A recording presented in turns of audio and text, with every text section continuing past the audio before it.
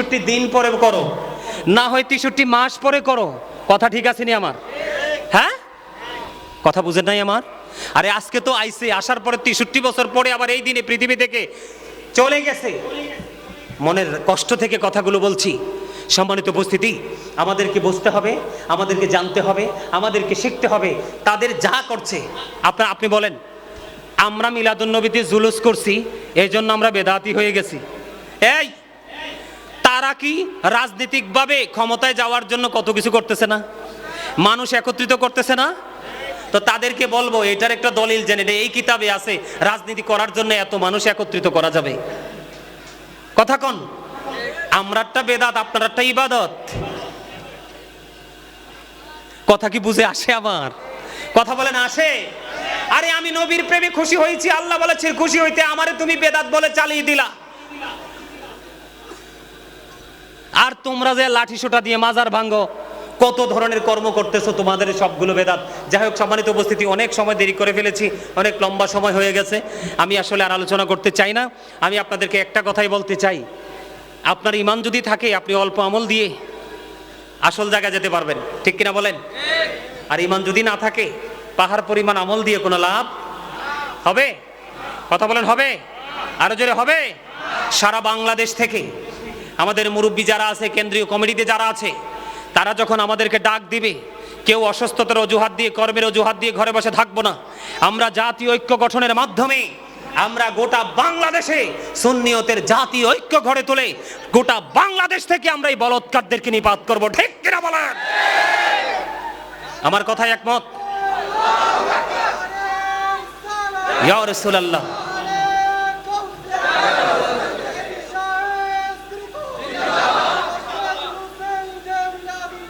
জিন্দাবাদ জিন্দাবাদ। সম্মানিত উপস্থিতি, আসলে আমার জীবনে আমি এত সত্যি কথা কোনোদিন কই নাই। আজকে কয়েকদিনের তাদের আচরণে মানে পুরো কি বলবো, পুরো শরীর বিষ হয়ে আছে। তাদের আচরণ, তাদের ব্যবহার, আপনি কি বলেন? একজন জিন্দা মানুষকে মেরে ফেলা, তাজা মানুষকে মেরে ফেলা, কোনো অন্যায়, কোনো অপরাধ ছাড়া। এরা আবার বলে আল্লাহর ওলির দরবারে শিরক হয়। মানুষ হত্যা করা কোন কিতাবে পাইছেন? এটা জায়েজ? কথা বলেন, এটা জায়েজ? আরে কোনো মুসলিম দেশে কোনো বেঈমানকে পর্যন্ত হত্যা করা যাবে না। আপনি যদি কোনো মুসলমান দেশে কোনো হিন্দু, খ্রিস্টান, বৌদ্ধকে আপনি হত্যা করেন পাওয়ার দেখাইয়া, কাল হাসরের দিনে গোটা জাতির হত্যার দায় নিয়ে জাহান্নামে যেতে হবে। কি মনে করছেন এত সহজ? সম্মানিত উপস্থিতি, আজকে জুমার রাত আমি আপনাদেরকে বুঝাইতে চাইছি নবীজির মর্যাদা, নবীজির পাওয়ার। আবার যদি কোথাও দেখা হয়, নবীজির আরেকটা সাইড নিয়ে আলোচনা করব।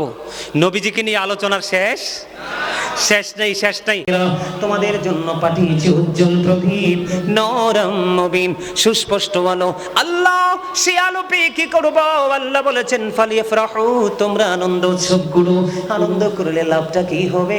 আল্লাহ বলেছেন হুয়া খায়রুম মিম্মা ইয়াজমাউন, এটা তোমাদের পুঁজি করা সম্পদ চাইতেও দামি। আর জোরে বলেন না সুবহানাল্লাহ। বন্ধুরে আমার, এই জন্য আমি ছোট্ট করে অনেক পুরনো একটা গজল আমি আপনাদেরকে একটুখানি শোনাইছিলাম। বন্ধু, তার কারণ হলো গো, একটু মনটা দিয়ে শোনেন। আমাদের এই বাংলাদেশের বড় বড় শায়েখ, বড় বড় মৌলবীরা নবীজির মিলাদুন নবীকে বেদাত বলে ফতোয়া দেয়। তারা জানে না আব্দুল্লাহ ইবনে আব্বাস রাদিয়াল্লাহু তাআলা আনহু যখন পৃথিবীর বুকে আগমন করলেন, নূরানি শুভ আগমন হলো, পবিত্র বিলাদত মোবারক হলো। নবীজির বিলাদতের সঙ্গে সঙ্গে বন্ধু, যখন আব্দুল্লাহ ইবনে আব্বাস রাদিয়াল্লাহু তাআলা আনহু নবীজির আগমনকে কেন্দ্র করে উপস্থিত সবাইকে নিয়ে আজকে আমি আপনাদের সঙ্গে যেমন সুন্দর করে বলতেছি, ওই সময় কিন্তু এত সুন্দর পরিবেশ ছিল না।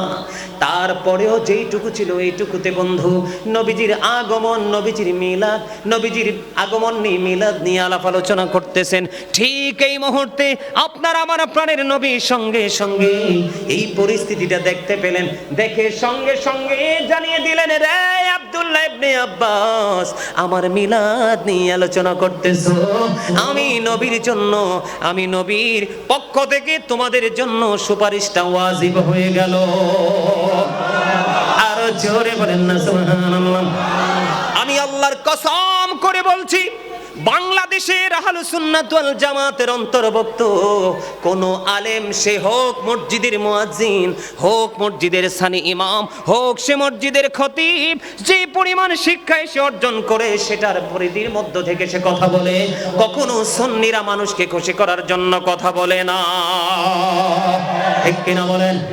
দেখবেন বাংলাদেশের মধ্যে ইতিহাস খুঁজে দেখেন বন্ধু, চট্টগ্রামের সুন্নি, কুমিল্লার সুন্নি, ঢাকার সুন্নি জামাত, যত সুন্নি জামাতের আলেম ওলামা আছে সবার কণ্ঠস্বর দেখবেন একই রকম।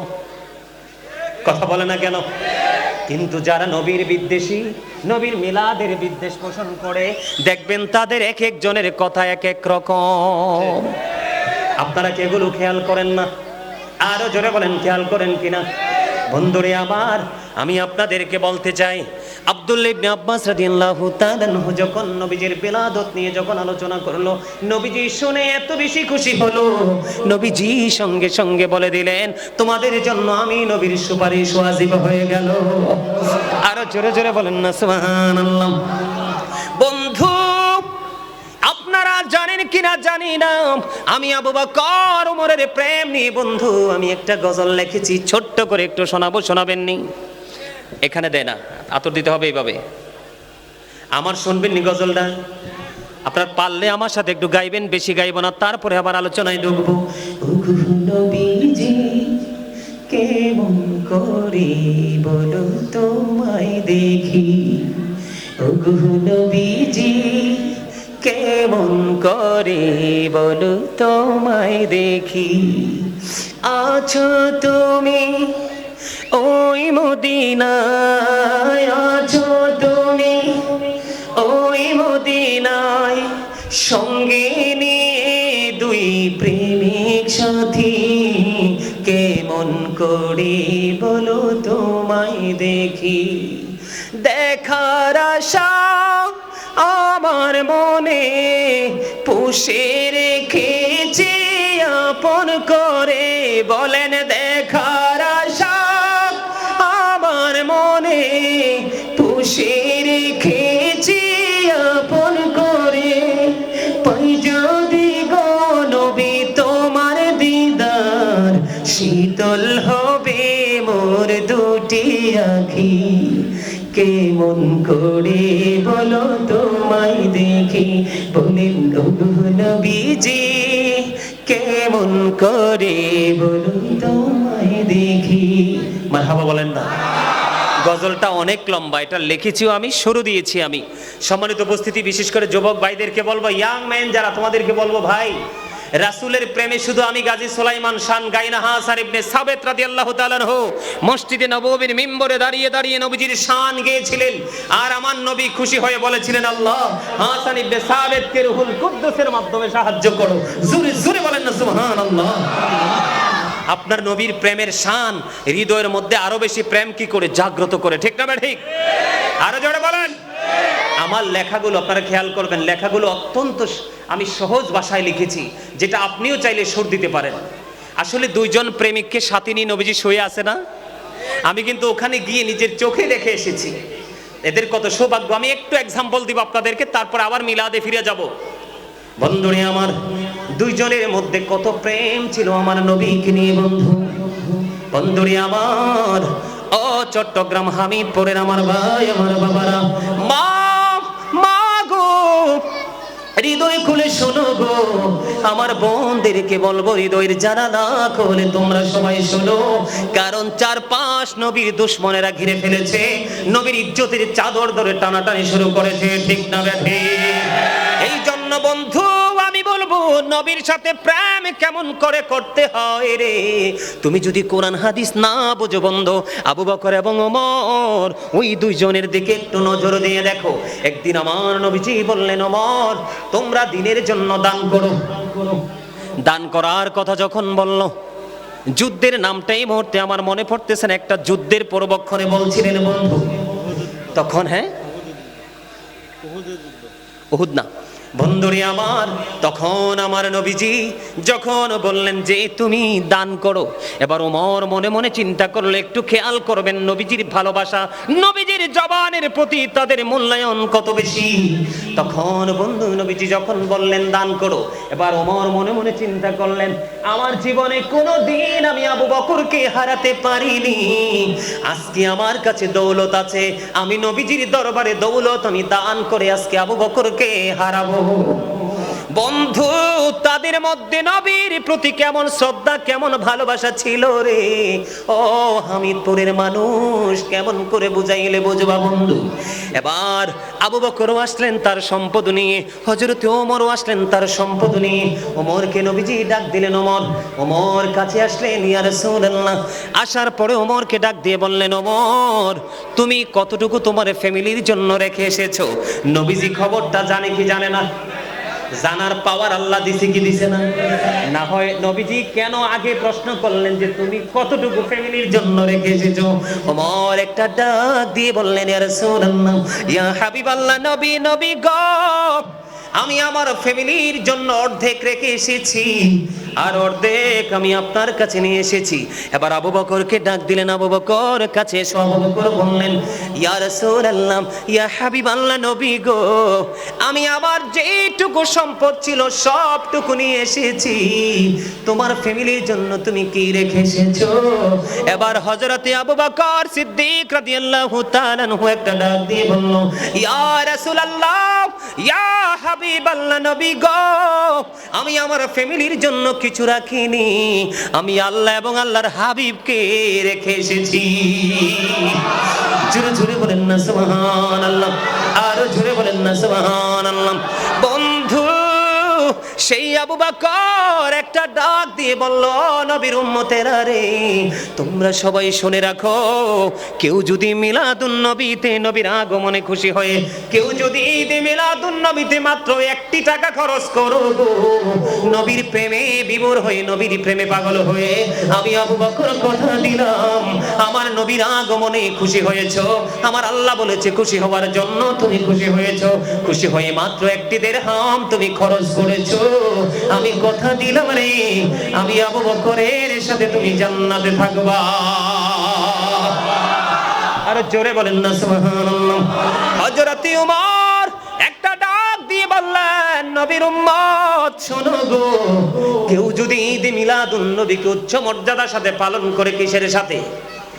ঈদে মিলাদুন নবী, নবীর আগমনে খুশি হয়ে ঈদে মিলাদুন নবীকে উচ্চ মর্যাদা দিল, সে যেন ইসলামটাকে জিন্দা করে দিল। আমার কথা আমি এখানে একটু বন্ধ ব্যাখ্যা করতে চাই। 1টি বছর ঘুরে যখন আসে, আমরা সারা বছরই নবীর আগমনের খুশিতে মিলাদুন নবী করি, তবে যেটা নবীজির মিলাদুন নবীর মাস, এই মাসে আমরা একটু বেশি জাঁকজমকপূর্ণভাবে করি, ঠিক না? আরো জোরে বলেন, করি কি করি না? এইখানে কি নতুন নতুন যারা ঈদে মিলাদুন নবী নতুন করে উদযাপন করার সুযোগ পায়, তারা কি এখান থেকে নবীর প্রেম নতুন করে শিখে কিনা? তাদের মধ্যে নতুন করে করে নবীর প্রেম জাগ্রত হচ্ছে কিনা?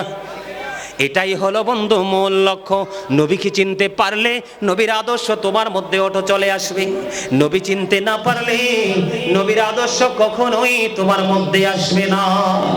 হযরত ওসমান রাদিয়াল্লাহু তাআলা আনহু তিনি বলে দিয়েছেন বন্ধু, হযরত ওসমান রাদিয়াল্লাহু তাআলা আনহু তিনি জানিয়ে দিয়েছেন, ঈদে মিলাদুন নবীতে 1টি দিরহাম যিনি খরচ করবে, উচ্চ মর্যাদার সাথে যিনি ঈদে মিলাদুন নবী পালন করবে, তিনি বললেন সে যেন বদর এবং হুনাইনের যুদ্ধে অংশগ্রহণ করলো।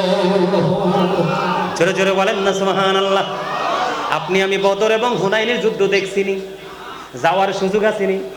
না না না রে, যদিও বদর এবং হুনাইনের যুদ্ধ দেখিনি, যাওয়ার সুযোগ নেই, শুধু নবীজির আগমনে খুশি হইয়া বন্ধু মিলাদুন নবী তুমি পালন করো প্রাণ করে, তোমার আমলনামায় বদর এবং হুনাইনের যুদ্ধের সওয়াব চলে আসবে। আর জোরে বলেন না সুবহানাল্লাহ। বন্ধুরে আমার, হযরতে আলী ইসলামের 4র্থ খলিফা, চিনেননি হযরতে আলীকে? ওমা বলতে পারেন না চিনি কি? আরে দেখলেই কি চিনা হয়? এমনি কি চিনা হয় না? শুধু কি দেখলেই প্র্যাকটিক্যালি চিনা হয়, পরিচিত হয়? না হয় কি পরিচিত হয় না? ওনাদেরকে যদি এই জীবনে আমরা নাও দেখি, তারপরেও তারা আমাদের কাছে চিরচেনা, ঠিক কিনা বলে? আরে জোরে। হযরত আলী রাদিয়াল্লাহু তাআলা আনহুর বয়ান শুনে আমি বড় অবাক। আমার নবীজি বলে গেছেন, I am a city of education, the gate of that city is Ali. আমার নবী বলেছেন আমি হলাম শিক্ষার শহর, আর সেই শহরের দরজা হলো আমার আলী। আমার নবীজি বন্ধু বলে গেছে যেমন হযরত আলী রাদিয়াল্লাহু তাআলা আনহু তিনি বলে দিলেন, কেউ যদি মিলাদুন নবীতে একটি দিরহাম খরচ করে প্রাণপণ ভাবে খুশি হয়ে উদযাপন করে, তার মৃত্যু হবে ঈমানের সাথে, এবং কাল হাসরের দিন বিনা হিসাবে সে জান্নাতে যাবে। আপনারা মিলাদুন নবীতে আজকে খরচ করছেন কিনা? কথা বলে না? অনেক টাকা খরচ করেছেন, অনেক বিরিয়ানি করেছেন, মানুষকে খাইয়েছেন, টাকা খরচ হয়েছে কিনা? আপনারা জানেন না আমাদের দেশের কথিত মৌলবীরা, নবীর দুশমনেরা, ইয়াজিদের প্রেতাত্মারা নবীর প্রেমের গল্প নাকি তারা খুঁজে পায় না, কারণ নবীর প্রেমের গল্প প্রেম দিয়ে না খুঁজলে পাওয়াও যায় না। ঠিক না বেঠি? আর জোরে। আপনি যদি প্রেম করতে হয় কারো সাথে, তার চেয়ে বড় প্রেমিক আপনাকে আমাকে হতে হবে, তাহলেই সাকসেস হতে পারবো, না হয় না বন্ধু। হযরতে হাসান বসরি রাদিয়াল্লাহু তাআলা আনহু তিনি বলে দিয়েছে, আমার কাছে যদি উহুদ পাহাড় পরিমাণ যদি স্বর্ণ থাকতো গো, আমি আমার ওই উহুদ পাহাড় পরিমাণ স্বর্ণ নবীজির মিলাদে আমি খরচ করে দিতাম। জোরে জোরে বলেন না সুবহানাল্লাহ। আর জোরে বলেন সুবহানাল্লাহ। হযরতে মারুফে কারকি রাহমাতুল্লাহি আলাইহি তিনি জানিয়ে দিয়েছে, ঈদ মিলাদুন নবী যদি তুমি জাঁকজমকভাবে আদায় করতে পারো, তুমি যদি পানির খাওয়ার তৌফিক থাকে পানি খাওয়াও, যদি তোমার রুটি খাওয়ানোর তৌফিক থাকে তুমি রুটি খাওয়াও, যদি তোমার বিস্কিট খাওয়ানোর তৌফিক থাকে তুমি বিস্কিট খাওয়াও, যদি তোমার পানি পান করিয়ে করানোর তৌফিক থাকে, তার মানে হলো যেটা দিয়ে তুমি পারো সেটা দিয়ে ঈদ মিলাদুন নবী তুমি পালন করো। খুশি হয়ে মানুষকে তাবারক হিসাবে কিছু খাওয়ার ব্যবস্থা করে দাও। তিনি বলে দিয়েছেন, ওই ব্যক্তিগুলো যেমনি ভাবে পৃথিবীর বুকে নবীর প্রেমে বিভোর হয়ে তারা ঈদ মিলাদুন নবী পালন করেছে, বন্ধু তারা আল্লাহর প্রিয় বান্দাদের সাথে তাদের হাসর হবে। জোরে জোরে বলেন না সুবহানাল্লাহ। বন্ধু হযরত জালালউদ্দিন সৈয়দী রাহমাতুল্লাহি আলাইহি তিনি বলে দিয়েছেন, বন্ধু যেখানে মিলাদুন নবী হবে, যেই এলাকার মধ্যে মিলাদুন নবী হবে, কেউ যদি ঘরের ভিতরে যদি মিলাদুন নবী পালন করে, সেই এরিয়াটা পুরো আসমানি গজব থেকে আমার আল্লাহ মুক্ত রাখবে। জোরে জোরে কন্না সুবহানাল্লাহ। বন্ধু মিলাদুন নবী বেদাত যে বলে, মিলাদুন নবীতে আমরা কি করি? মিলাদ পড়ি। মিলাদের মধ্যে কি করি? তারা বলে, আমরা বলে মিলাদুন নবীতে মিলাদ ছাড়া সব নাকি বেদাত। কি আর কিছু লাগতো না? কথা বলেন। কয় মিলাদ ছাড়া সব বেদাত। আচ্ছা আপনারা আমাকে একটা এক্সাম্পল দেন, এগুলো তোমরা কোট করো। মিলাদ, আচ্ছা এক্সাম্পল সহজে দিলে বুঝবেন। বিয়ে যখন হয়, একটা ছেলে আর একটা মেয়ে দুজনের তো বিয়ে হয়, কথা বলেন। এখন ছেলে তার বাড়িতে বর সাজবে, মেয়ে তার বাড়িতে কনে সাজবে। দুজন কি দুই ঘরে কি সেজেগুজে বসে থাকলেই চলবে, নাকি বিয়েটাকে সম্পূর্ণ করার জন্য আনুষঙ্গিক যা আছে সব করা লাগবে? করা লাগবে না? ছেলে আসতে হবে বর সেজে গাড়িতে করে যাত্রী নিয়ে, আর মেয়ে পক্ষের তারা খাওয়ানোর জন্য কি করতে হবে? প্রস্তুত হতে হবে। তো এখনকার যুগের মৌলবীরা এমন ভাবে ফিতনা সৃষ্টি করতেছে, মনে হয় যেন বিয়ের দিনে শুধু দুই ছেলে আর মেয়ে শুধু সেজে গুজে বসে থাকবে আর কবুল বলবে, এটাই তাদের জন্য জায়েজ, আর যা আছে ভিতরে সব বেদাত। তাদের মেন্টালিটিটা এমন দেখা যায়। আচ্ছা কেন বললাম এই কথাটা? মিলাদুন নবীতে মিলাদ শুধু জায়েজ আর সব বেদাত। আচ্ছা বেদাত যে বললো, মিলাদুন নবীতে কি আমরা দুরূদ পড়ি না, জিকির করি না, কোরআন তেলাওয়াত করি না, মানুষকে খাওয়াই না? তাহলে কোন যুক্তিতে বেদাত বলে তারা বলেন তো? মানে এরা নিজেদেরকে যে কি মনে করে আমার মাথায় ধরে না। আমি সেই বিষয় নিয়ে আলোচনা পরে করব। এর আগে আমি একটু বিষয় আপনাদের সামনে শেয়ার করতে চাই। এরা মনে করে নবীজি তাদের মতোই। নাউজুবিল্লাহ বলেন না। এরা কি মনে করে? নবীজি, কথা কয় না, নবীজি তাদের মতো। নবীজি বলে ক্বালা আইয়ুকুম মিথলি, তোমরা কে আছো আমার মতো। নবীজি চ্যালেঞ্জ ছুড়ে দিয়েছে। কি করে দিয়েছে? চ্যালেঞ্জ করেছে, তোমরা কে আছো আমার মতো? কেউ কিন্তু হাত তোলে নাই, আর তুলতেও পারবে, কারণ আমার নবী বেনজির ও বেমিসাল, নবীজির মতো কেউ না। ঠিক কিনা বলেন? আল্লাহ রাব্বুল আলামিন 1,24,000 নবী তো পৃথিবীতে পাঠাইছে না? 1,24,000 নবী পৃথিবীতে আল্লাহ রাব্বুল আলামিন পাঠিয়েছে। এর মধ্যে সৃষ্টির ইতিহাসে বিরল হলো আপনার আমার নবীর আগমনের মুজিজা। আরো জোরে বলেন, ঠিক না ঠিক? আমার নবীজির আগমনের মুজিজা। আমি আপনাদেরকে বলি বন্ধু, আমার দিকে তাকান, একটা অক্ষর কথা আপনারা ভুলে যাইয়েন না। নবীজি যখন মক্কায় ছিলেন, একদিন হযরত আলী রাদিয়াল্লাহু তাআলা আনহু নবীজির সঙ্গে ছিলেন। নবীজি যখন হাঁটতেছিলেন, আঁকাবাঁকা বেটুপেট যখন অতিক্রম করতেছিলেন, হযরত আলী রাদিয়াল্লাহু তাআলা আনহু তিনি বললেন, আমি শুনতে পেয়েছি রে, দুই পাশের গাছপালা যা ছিল আমার নবীকে সালাম দিয়েছে। আর জোরে বলেন না সুবহানাল্লাহ। আমি বিশ্বাস করি এখনকার যুগের মৌলবীরা যেভাবে নবীর বিদ্বেষ ছড়িয়ে দিচ্ছে মানুষের মাঝে, নবীকে ছোট করছে, নবীজির আগমনকে বন্ধু স্বীকার করতে চায় না, ওই কথিত আলেমগুলো সেই সময় থাকলে এটাকেও বেদাত বলে দিত। কথা বলেন না কেন? হাদিসে কুদসিতে এসেছে বন্ধু, আল্লাহ রাব্বুল আলামিন ডেকে ডেকে বলে, এই সৃষ্টিকুলের মধ্যে শ্রেষ্ঠ হলো আমার হাবিব। আল্লাহ ডেকে ডেকে বলে, হাবিব আমি আপনাকে এত সুন্দর করে সৃষ্টি করেছি, এত সুন্দর করে আর কাউকে সৃষ্টি করিনি। লাউলা কালামা খলাকতুল আফলাক, আমি যদি আপনাকে সৃষ্টি না করতাম কিছুই সৃষ্টি হতো না। লাউলা কালামা আজহারতু রাব্বিয়াতি, আমি যদি আপনাকে প্রকাশ না করতাম আমার প্রভুত্ব প্রকাশ হতো না। কথা বুঝে নিয়েন, আমার নবীর মর্যাদা বুঝাচ্ছি। নবীজি না হলে কিছুই হতো না। নবীজি যদি সৃষ্টি না হতো, আল্লাহ রাব্বুল আলামিন বলতেছে, আল্লাহ যে একজন প্রভু আমাদের স্রষ্টা আছে সেটাই আমরা জানতাম না। রাসূল বলতেছে, আনা নূরুম মিন নূরিল্লাহি ওয়া কুল্লু শাইইন মিন নূরি। আল্লাহ রাব্বুল আলামিন, আল্লাহর হাবিব বলতেছেন, আমি আল্লাহর নূর থেকে, সৃষ্টির সব কিছু আমি নবীর নূর থেকে। নবীজি বলতেছেন, I am from the light of Allah and everything has been created from my light.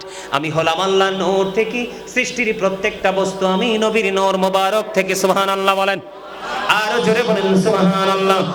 মদিনাতুল মুনাওয়ারায় হযরত জাবের রাদিয়াল্লাহু তাআলা আনহু প্রশ্ন করলেন, ইয়া রাসূলুল্লাহ, ইয়া হাবিবাল্লাহ, নবী গো, আল্লাহ রাব্বুল আলামিন সর্বপ্রথম কোন জিনিস সৃষ্টি করেছে? আমার নবীজি জানিয়ে দিয়েছেন, কুনতু নাবিয়্যা ওয়া আদামু বাইনার রূহি ওয়াল জাসাদ। আমার নবী বলেছেন, I was A profit when Adam was mixture of water and mud. আমি ওই সময় নবী ছিলাম যেই সময় আদম পানি এবং কাদামাটির মধ্যে, রুহু এক জায়গায় দেহ এক জায়গায়, এখনো আদম হয়নি, তখনও আমি নবী ছিলাম। বন্ধু, তাফসীর রুহুল বায়ানের 3য় খণ্ড 543 পৃষ্ঠা উল্লেখ রয়েছে, হযরতে আবু হুরায়রা রাদিয়াল্লাহু তাআলা আনহু থেকে হাদিস কেনা বর্ণিত। আমার নবীজি জিবরাইলকে প্রশ্ন করলেন, ভাই জিবরাইল তোমার বয়স কত? এবার জিবরাইল ডেকে ডেকে বললেন, ইয়া রাসূলুল্লাহ, ইয়া হাবিবাল্লাহ, নবী গো, আমার বয়স কত আমি বলতে পারবো না, তবে আমি আমার জীবনের একটা ঘটনা আমি আপনাকে বলে দিতে পারবো। ও বন্ধু জিবরাইল, ও ভাই জিবরাইল বলে দাও। জিবরাইল এবার ডেকে ডেকে বলতেছেন, ইয়া রাসূলুল্লাহ, চতুর্থ আসমান মতান্তরে 7ম আসমানের উপর একটা তারা আমি ওঠা অবস্থায় দেখেছি 70,000 বছর, অস্তমিত অবস্থায় দেখেছি 70,000 বছর। আমি এটা আমার জীবনে 72,000 বার দেখেছি। এবার জিবরাইলকে আমার নবী একটা ডাক দিয়ে বললেন, ও জিবরাইল, আমি আল্লাহর ইজ্জতের কসম করে বলছি রে, ওই তারাটাই ছিলাম আমি নবী। আল্লাহ রাব্বুল আলামিন আসমান, জমিন, চন্দ্র, সূর্য, গ্রহ, নক্ষত্র যা কিছু সৃষ্টি করেছেন, 18,000 মাখলুকাত, 80,000 আলম, সব কিছুর ক্ষেত্রে আমার আল্লাহ খলাকা শব্দ ব্যবহার করেছে। তার মানে সৃষ্টি কি? আল্লাহ বলেছেন সব কিছু সৃষ্টি করেছে। আর আপনার আমার নবীর ক্ষেত্রে আল্লাহ রাব্বুল আলামিন বলেছেন, ওয়া মা আরসালনাকা ইল্লা রাহমাতাল লিল আলামিন। এখানে সবচেয়ে বড় মজার বিষয়, ও বন্ধু, এখানে একটা শব্দ বোঝানোর জন্য এখানে আল্লাহ বলেছেন আরসালনাকা। কি বলেছেন? আরসালনাকা। আল্লাহ বলেছেন আমি পাঠাইছি। কি করেছি? নবীজি 570 খ্রিস্টাব্দে রবিউল আউয়াল চন্দ্র মাসে পৃথিবীর বুকে এসেছে। এটাই নবীর, ওই দিনে নবীজির সৃষ্টি নয়, ওই দিনে নবীজির জন্ম নয়। নবীজির জন্ম কোন দিন এই তত্ত্ব সৃষ্টির কাছে নাই, স্বয়ং এটার খবর একমাত্র আল্লাহর কাছে। তার মানে রবিউল আউয়াল চন্দ্র মাসের 12 তারিখে মা আমেনার নিবৃত জীর্ণ কুটিরে আমার নবীজির সেদিন আগমন হয়েছে। শুধু এখানে ক্ষান্ত নয়, আল্লাহ রাব্বুল আলামিন আরো বলেছেন, ওয়ামা আরসালনাকা ইল্লা কাফাতাল লিন্নাসি বাশীরান ওয়া নাযীরা। আল্লাহ রাব্বুল আলামিন বলেছেন মানব জাতির নিকট আল্লাহর হাবিবকে আল্লাহ রাব্বুল আলামিন সুসংবাদদাতা এবং ভয় প্রদর্শক হিসাবে পাঠিয়েছেন। এখানে আল্লাহ বলেছেন ওমা আরসালনাকা ইল্লা কাফাতাল লিন্নাস। আল্লাহ এখানেও কিন্তু আরসালনাকা শব্দ ব্যবহার করেছে। তার মানে এখানেও আল্লাহ রাব্বুল আলামিন প্রমাণ করেছে যে আমি আমার হাবিবকে পাঠাইছি। সুবহানাল্লাহ বলে না? আরো জোরে। গরম বেশি লাগে। প্রেমিকের আরো খিদা আছে, প্রেমিকের গরম আছে, প্রেমিকের ঘুম আছে, প্রেমিকের তৃষ্ণা আছে। ও নবীর প্রেমিকেরা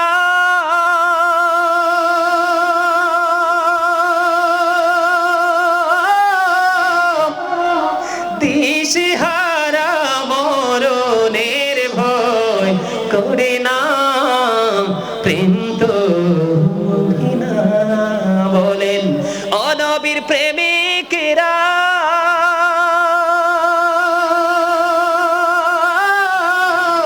দিশেহারা মরণের ভয় করে না, প্রেম তো মরে না।